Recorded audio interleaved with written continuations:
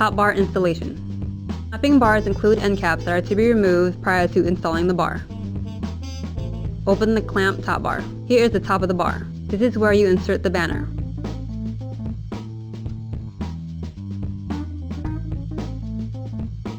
Flip top bar over and notice the insert sticker is faced up.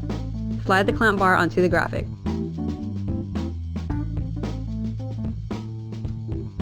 Press top bar to close it, working from the center out. Replace end caps and now your graphic is ready for installation.